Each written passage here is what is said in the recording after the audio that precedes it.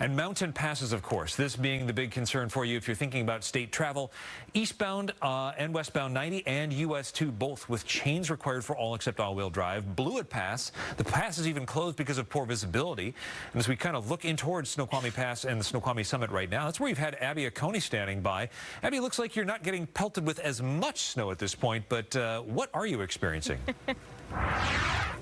Yeah, I went into our news car for about 5 minutes and everything melted off. So now I'm totally drenched.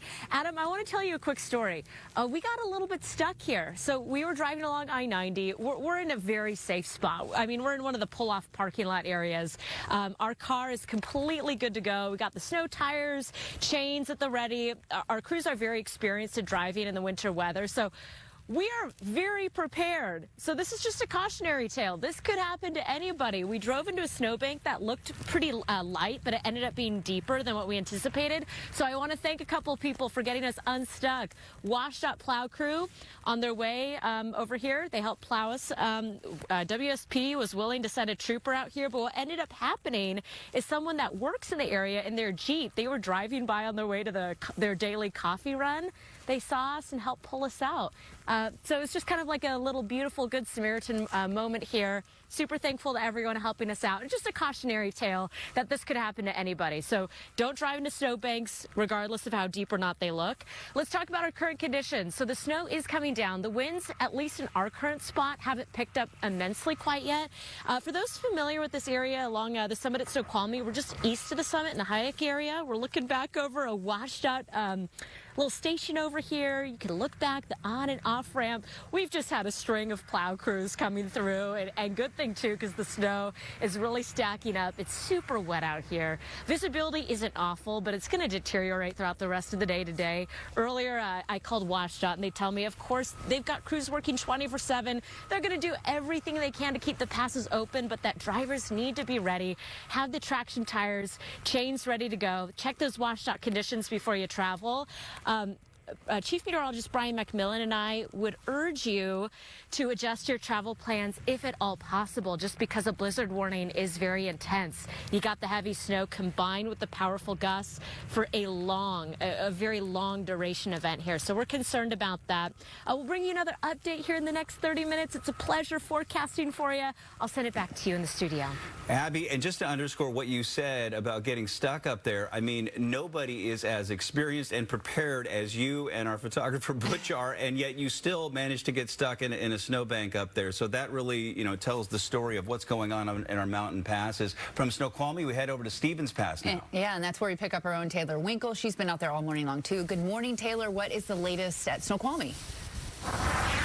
Yeah, good morning. The latest at Stevens, we tried to angle ourselves to get out of the wind gust because we're getting hit by the snow, but it didn't work. As you can see, it's picking up right now. I'm going to get out of the way. This is what I'm talking about. If you're driving, imagine that hitting up against your windshield. But, you know, on the road, they got all the fresh snow off the side of the road. The plows have been pushing it off of Highway 2, which is where you're looking. So that's going to get picked up with that wind as well, and it makes for really poor visibility as you're driving. And, you know, conditions are okay, slightly dicey until they get way worse when that wind picks up. And this is kind of what we're seeing up here along Highway 2 at Stevens Pass. Now, I am happy to say we haven't seen a lot of cars coming through this morning. Maybe a couple. Mostly we're seeing plows back and forth, trying to keep the highway clear with all the snow that's falling. About an hour ago, I planted that ruler. I followed your advice, Bill. I wanted to give it about a 2-inch base. I want to see where it's at now. I have not looked at it. I just noticed it standing. It's behind my photographer, Dante, so he's going to turn around. And so I gave it a 2-inch base. We're about at 3 inches right now. So in the last hour, at least an inch of snow has accumulated from the skies and from the wind blowing to our little ruler plant there. So that kind of gives you an idea of how much can change in just an hour up here.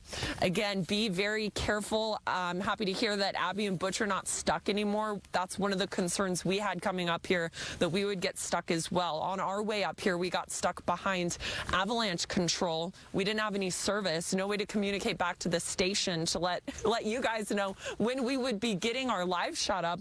So we started driving a little further, a little further, a little further, trying to get service, and then all of a sudden we were in the blizzard, and we were like, this is not our intention, but here we are. So we pulled off to a safe part of the road. We're waiting it out, and at times it has been really bad this morning.